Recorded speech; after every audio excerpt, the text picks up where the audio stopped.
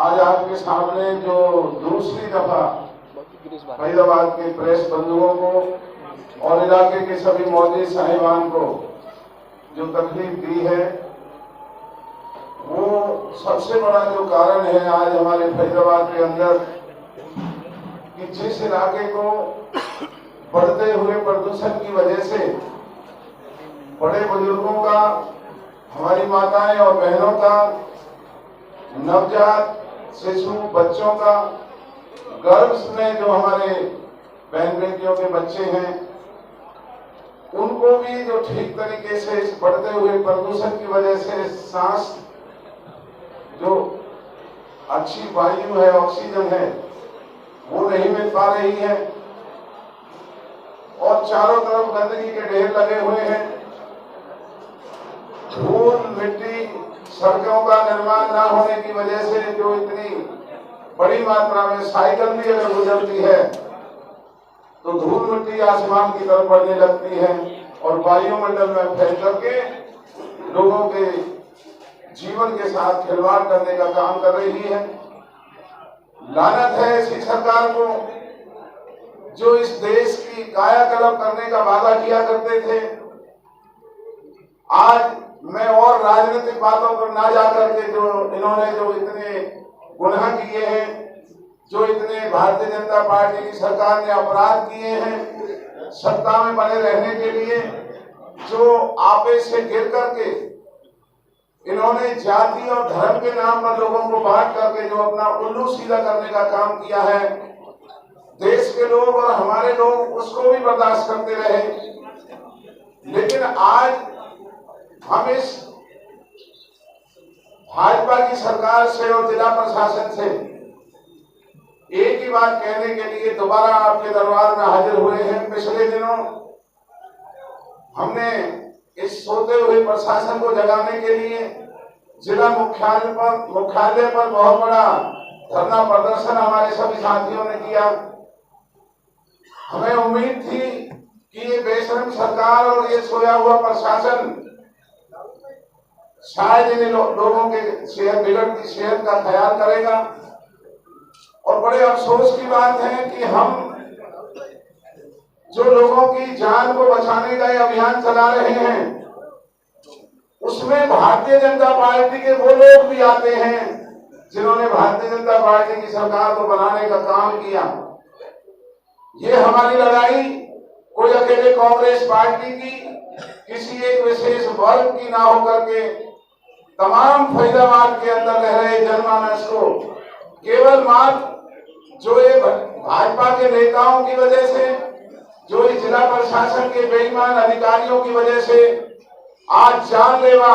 जो प्रदूषण फरीदाबाद में बढ़ रहा है और अधिकारी अपनी जेबों को भरने में लगे हुए हैं। हमने पिछली दफा भी कहा था, आज भी आपके सामने हम ये बात रख रहे हैं कि ये जो कारखाने जिनमें से जहरीला धुआं निकलता है, सुरूरपुर से लेकर के और फरीदाबाद के तिलपत तक और तिलपत से लेकर के बल्लभगढ़ और आस पड़ोस के तमाम के इलाकों में जिन कारखानों को सरकार की इजाजत नहीं है, उनके पास पॉल्यूशन का कोई सर्टिफिकेट नहीं है, गैर कानूनी तरीके से जो कारखाने चल रहे हैं, उनमें से निकलने वाला जो प्रदूषण है, जो धुआं है, वो हमारे लिए जानलेवा बना हुआ है। इसी तरीके से होडल पलवल से 33 रेल चला करती थी। ट्रेन में कमेरे वर्ग के लोग बैठ करके दिल्ली जाते थे, फरीदाबाद आते थे। लेकिन आज बड़े अफसोस की बात है कि फरीदाबाद के भारतीय जनता पार्टी के मंत्री और विधायक और सांसदों की जो प्राइवेट बस बदरपुर से लेकर के मथुरा आगरा तक बिना किसी लाइसेंस की और इजाजत के चल रही है, उनमें से निकलने वाला जो धुआं है वो हमारे प्रदूषण पर बहुत बुरा असर डाल रहा है। भारतीय जनता पार्टी के नेता ये समझते हैं कि अगर वो 32 रेल चलना शुरू हो गई तो प्रदूषण तो कम होगा, लेकिन इनकी जेबों में आने वाला जो नाजायज पैसा है इन बसों के मार्फत, इनकी वो दुकानदारी बंद होनी शुरू हो जाएगी। इसलिए लोगों की जान से खिलवाड़ करके नाजायज बसों को चला करके इस हमारे तमाम जिले का प्रदूषण को खराब कर रहे हैं। जो स्मार्ट सिटी के नाम पर अरबों खरबों रुपया फरीदाबाद के अंदर आया, उस पैसे में से तकरीबन पैसे को खुर्द-बुर्द किया जा चुका है और वो पैसा भारतीय जनता पार्टी के नेताओं की जेबों में या यहाँ के अधिकारियों की जेबों में जा चुका है। सड़कों का निर्माण न होने की वजह से जो धूल और मिट्टी उड़ रही है वो हमारे लोगों के लिए एक जानलेवा आफत की तरह यहाँ पर एक बहुत बड़ी हालात बनते जा रहे हैं। सरकार चैन की नींद सो रही है। हम इनसे कोई बहुत बड़ा सरकार के खजाने से धन या दौलत नहीं मांग रहे हैं। हम केवल कांग्रेस या किसी एक खास जाति या समूह की रक्षा के लिए सरकार से गुहार नहीं कर रहे हैं। हम केवल इस बेईमान सरकार को ये कहना चाहते हैं कि अगर ये समझते हैं कि फरीदाबाद के लोगों में वो ताकत या वो दम नहीं है, ये कुछ भी जाति हमारे साथ करते रहे, हम बर्दाश्त करते रहेंगे, तो वो दिन लग चुके हैं। हम इनका जीना हराम कर देंगे भारतीय जनता पार्टी की सरकार और यहाँ के अधिकारियों का। आज दिल्ली के अंदर उड़ती हुई धूल को, गाड़ियों से निकलने वाले धुएं को रोकने के लिए उन्होंने हजारों वाहनों के ऊपर पानी की मशीनें लगा करके दिल्ली में छिड़काव किया जा रहा है। ये ठीक है कि प्रदूषण अकेले फरीदाबाद का नहीं, चारों जगह फैल रहा है, लेकिन हम ये पूछना चाहते हैं कि फरीदाबाद के लोगों ने ऐसा क्या गुनाह किया है जो यहाँ पानी का छिड़काव नहीं हो रहा है? कहाँ गई वो मशीनें? कॉर्पोरेशन के खाते में आई हुई वो मशीनें पानी छिड़कने वाली कहाँ गायब हो गई? जो कचरों के ढेर चारों तरफ लगे हुए हैं,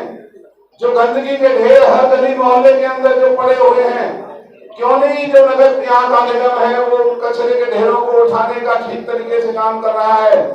कचरों के ढेर में से निकलने वाली जो जहरीली गैस है वो हमारे इलाके के प्रदूषण को खराब कर रही है। तो मैं पत्रकार बंधुओं से और यहाँ पर आए हुए मैं देख रहा हूँ कि हर वर्ग हर समाज का एक से एक बड़ा जिम्मेवार व्यक्ति यहाँ पर फरीदाबाद की प्रदूषण के बिगड़ते हुए हालात पर चिंता करने के लिए आया हुआ है। हमने पिछले दिनों जो धरना दिया था, हमने अधिकारियों से और इस सरकार से कहा था कि सरकार हरकत में आए और जो भी प्रदूषण को रोकने के कदम दिल्ली की सरकार उठा रही है, ये हरियाणा की सरकार फरीदाबाद में क्यों नहीं लोगों की जान को बचाने के लिए आगे बढ़ना चाहती? आज इस दूषित वायु के कारण जो बीमारों की, मरीजों की संख्या बढ़ रही है, सरकारी अस्पताल में न डॉक्टर है न दवाई है, प्राइवेट अस्पतालों में खुली लूट है। कोई भी अगर वहां चला जाता है तो इलाज आदमी का नहीं, उसकी जेब का इलाज किया जाता है। ना कोई कानून है, ना कोई नियम है, ना कोई देख रेख है। बाढ़ ही खेत को खा रही है। भाजपा के तमाम नेता और उसमें कुछ हमारे कांग्रेस के भी शामिल हो सकते हैं, दिन और रात नाजायज कॉलोनियों को काटने में लगे हुए हैं। नाजायज कॉलोनियों को काट करके फरीदाबाद के ऊपर जो बोझ बढ़ रहा है, वहां सड़कों के निर्माण ना होने से जो गाड़ियों का आवागमन है उसकी वजह से जो धूल और मिट्टी बढ़ रही है, अगर इसको ना रोका गया तो पिछले दिनों उत्तर भारत में अगर किसी एक शहर का सबसे ज्यादा AQI अगर खराब था तो वो फरीदाबाद का 700 लेवल तक AQI हमारा फरीदाबाद का खराब हो चुका है। रात को सोते हैं तो सोते वक्त ऐसा लगता है कि जैसे व्यक्ति हुक्का पी रहा है, इतना धुआं मुंह के और नाक से शरीर के अंदर जाता है। पार्कों में जो हमारे बुजुर्ग और भाई सैर करने के लिए जाया करते थे, आज इस बढ़ते हुए प्रदूषण की वजह से पार्कों में जाना एक बहुत बड़ी मुसीबत का कारण बनता जा रहा है। अगर सरकार ने कदम ना उठाया, प्रशासन अगर सोई हुई नींद से नहीं जागा, तो हमारे इलाके का जो नुकसान होने जा रहा है उसकी भरपाई नहीं हो पाएगी। इसलिए मैं तमाम अपने भाइयों से, जितने भी हमारे चाहे व्यापारी भाई हैं, चाहे वाणिज्य परिवार से संबंध रखते हैं, चाहे हम सामाजिक कार्यकर्ता हैं, चाहे हम व्यापारी हैं, कारोबारी हैं, हमें अपने बाल बच्चों को बचाने के लिए इस सरकार के खिलाफ हमें खड़ा होना पड़ेगा। और खड़ा होने के लिए हम आप लोगों को कोई ज्यादा तकलीफ नहीं देंगे। जहां जिस तरीके से पिछले दिनों फरीदाबाद के सिविल सचिवालय पर बैठ करके हजारों हमारे जिला फरीदाबाद के नौजवानों ने वहां धरना दे करके इस सरकार को शर्मिंदगी दी, अब वक्त आ गया है कि एक दफा फिर हम फरीदाबाद के किसी एक इलाके में जाकर के, जहां गंदगियों के ढेर लगे हुए हैं, जहां ना कोई सफाई हो रही है, ना इन पेड़ों के ऊपर कॉर्पोरेशन कोई पानी का छिड़काव कर रहा है, कहां गई हमारी रेजिडेंट वेलफेयर एसोसिएशन, हम उनको भी लगाने की कोशिश कर रहे हैं कि आप भी इस लड़ाई में हमारे साथ मिलकर के इलाके के लोगों की जान को बचाने में हमारा सहयोग करें।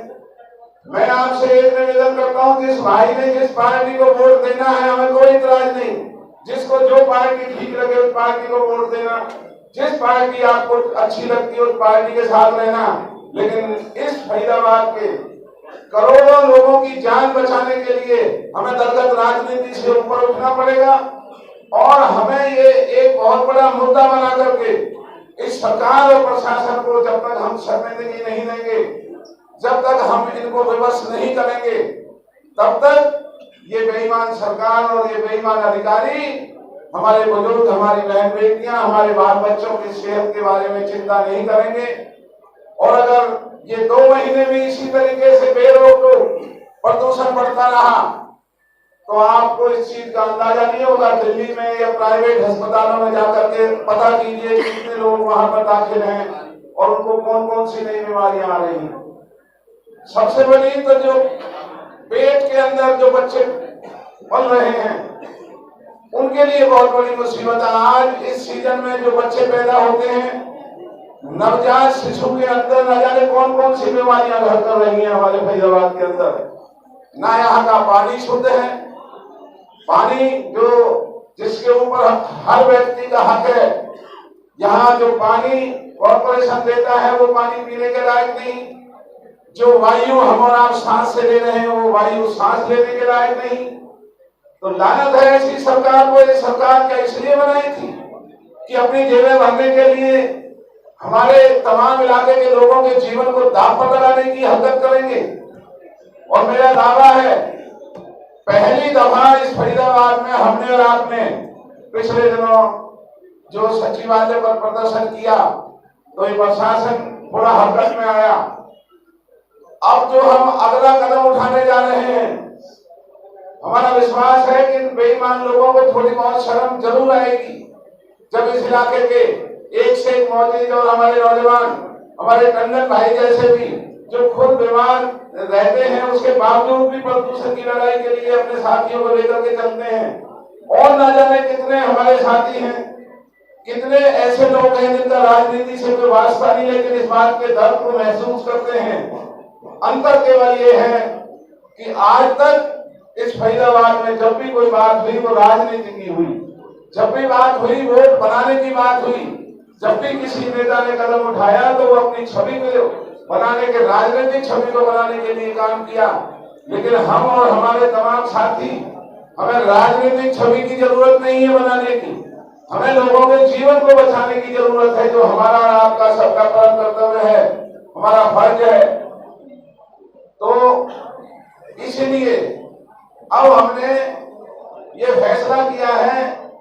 कि हम बल्लभगढ़ कॉर्पोरेशन का इलाका है, बल्लभगढ़ से शुरू होकर के और दिल्ली के बदरपुर तक ये जो आ रहा है, इसको दूसरा जो हमारा धरना है, आने वाली 30 तारीख को